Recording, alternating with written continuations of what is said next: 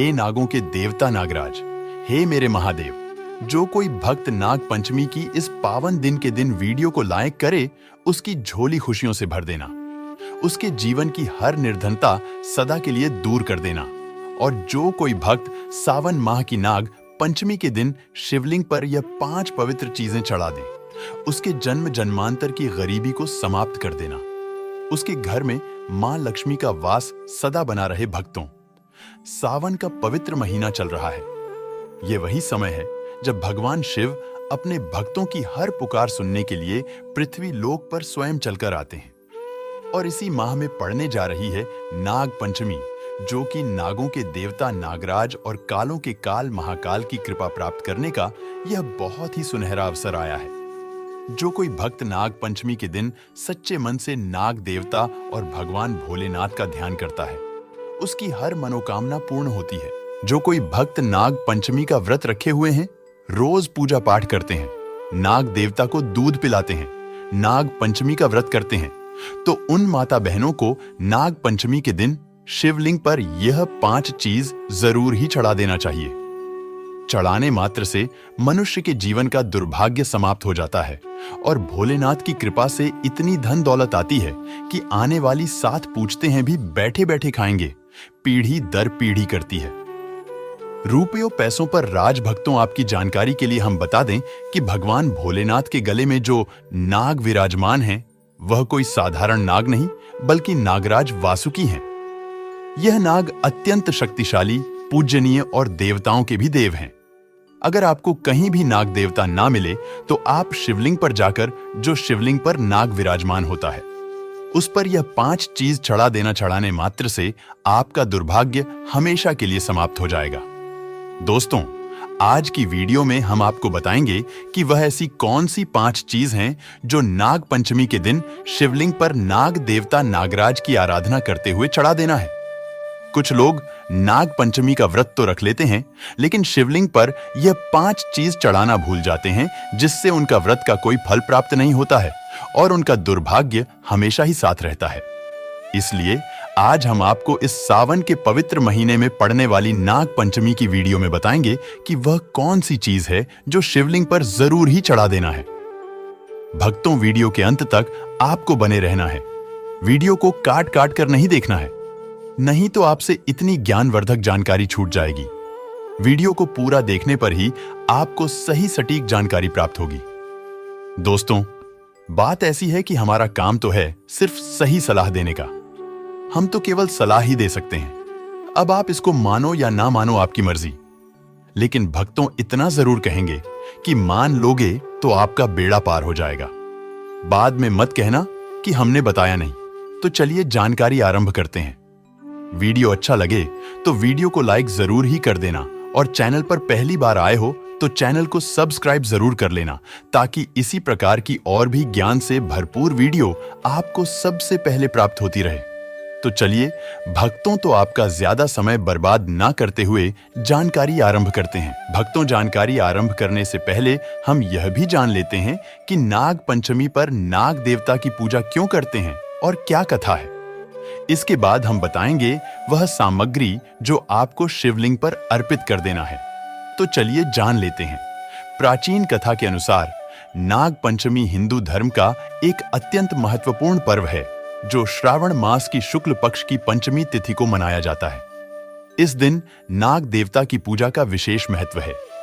इस पूजा के पीछे पौराणिक, धार्मिक, तांत्रिक और प्राकृतिक कई गहरे कारण व मान्यताएं जुड़ी हैं।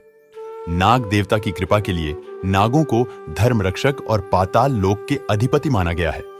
इनकी पूजा करने से मनुष्य को सर्पभय, नागदोष, काल सर्प दोष और सर्पदंश से रक्षा मिलती है। पौराणिक कथा से जुड़ा महत्व जन्मेजय और नाग यज्ञ की कथा राजा परीक्षित अर्जुन के पोते की मृत्यु तक्षक नाग के काटने से हुई थी।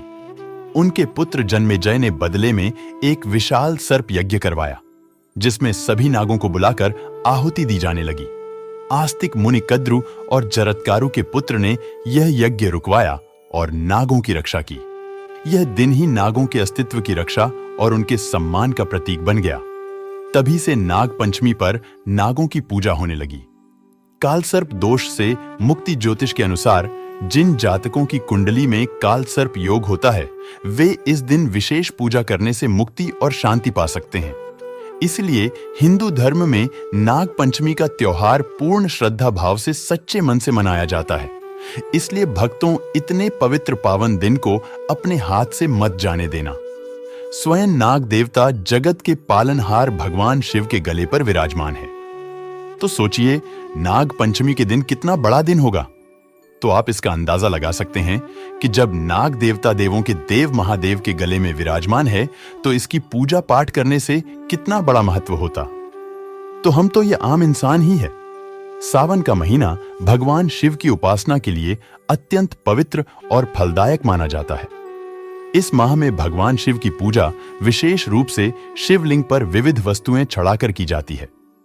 यह चीजें न केवल धार्मिक दृष्टि से महत्वपूर्ण होती है, बल्कि इनमें से प्रत्येक वस्तु का प्रतीकात्मक महत्व और आध्यात्मिक फल भी होता है। यह व्रत भगवान शिव को समर्पित है। तांबे के बर्तन में आपको शुद्ध जल लेना है और उसमें कुछ बूंद गंगा जल की डाल लेना है। जो जल है वह कुएं अथवा हेडपंप या फिर गंगा जल शुद्ध होना चाहिए। बासी पानी शिवलिंग पर नहीं चढ़ता है। जल चढ़ाने का नियम तांबे के पात्र में शुद्ध जल लेना है। आपके आसपास जो भी शिव मंदिर है, वहां पर आपको जाना है। भगवान भोलेनाथ को दोनों हाथों से नमन करते हुए शिवलिंग पर जल चढ़ाना है। भगवान शिव को जल से अभिषेक करना अत्यंत शुभ होता है।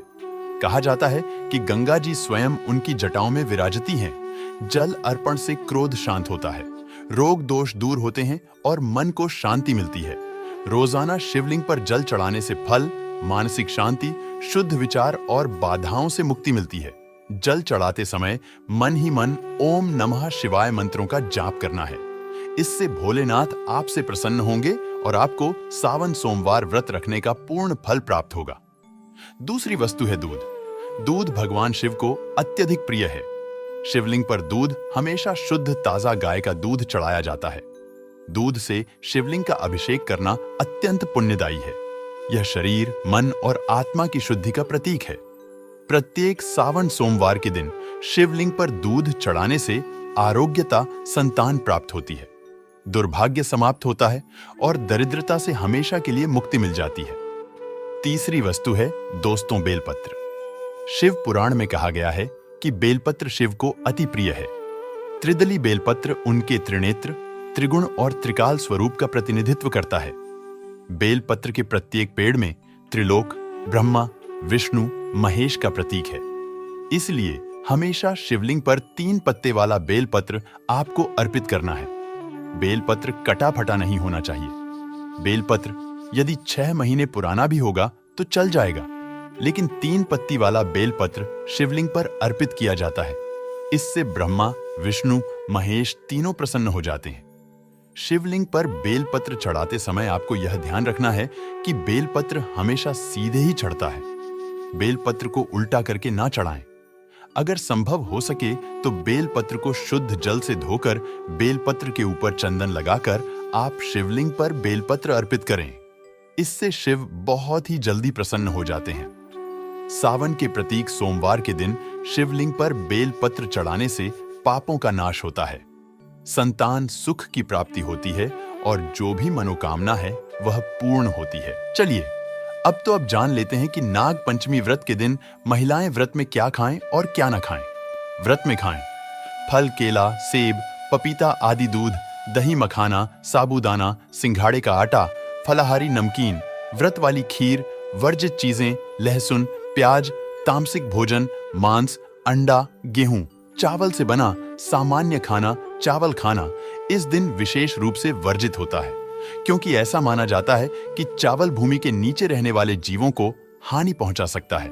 व्रत का पारण कब करें? पारण पंचमी तिथि के बाद दिनांक 27 जुलाई 2025 को सूर्योदय के बाद फलाहार या सामान्य भोजन से किया जा सकता है। यदि व्रती निर्जल उपवास रखते हैं तो सायंकाल में पूजा करके फलाहार कर सकते हैं। नाग देवता को प्रसन्न करने के विशेष उपाय एक अष्टनाग स्तोत्र या नाग गायत्री मंत्र का जाप करें। ओम फणिवल्लभाय विद्महे विषधराय धीमहि तन्नो सर्प प्रचोदयात्। सर्पों के विचरण स्थान पर दूध मिश्री पुष्प अर्पित करें। भगवान शिव की पूजा करें। शिवलिंग पर दूध व बेलपत्र चढ़ाएं। इस दिन ब्राह्मणों को दान देना शुभ माना जाता है। विशेषकर दूध, चावल, चांदी का सर्प इत्यादि आप से जो बन पड़े। सर्पों को नुकसान ना पहुंचाएं और दूसरों को भी ऐसा ना करने दें। नाग पंचमी का धार्मिक महत्व। यह पर्व पौराणिक कथा के अनुसार उस दिन मनाया जाता है जब नाग कन्या मनसा देवी को श्रद्धा से पूजा गया था। इस दिन नाग देवताओं की पूजा करने से काल सर्प दोष, सपनों में सर्प दर्शन, शत्रु बाधा, संतान बाधा दूर होती है। विशेषकर जिनकी कुंडली में काल सर्प दोष हो, उन्हें यह व्रत जरूर करना चाहिए। दोस्तों, उम्मीद करते हैं कि हमारे द्वारा बताई हुई जानकारी आपको पसंद आई होगी। अगर जानकारी थोड़ी सी भी अच्छी लगी हो तो वीडियो को लाइक जरूर कर देना और कमेंट बॉक्स में पूर्ण श्रद्धा भाव से लिख देना। ओम नमः शिवाय, हर हर महादेव, जय नाग देवता, जिससे कि महादेव का आशीर्वाद आप पर और आपके परिवार पर सदा ही बना रहे। तो दोस्तों, ये थी आज की छोटी सी जानकारी। यह जानकारी कैसा लगा हमें कमेंट करके जरूर बताएं। और हाँ मित्रों, कमेंट में ओम नमः शिवाय, हर हर महादेव अवश्य लिखना। मैं भगवान शिव भोलेनाथ से प्रार्थना करूंगा आपके हर मनोकामना पूर्ण हो। वीडियो को पूरा देखने के लिए आप सभी दर्शकों का बहुत बहुत धन्यवाद। नमस्कार। ओम नमः शिवाय।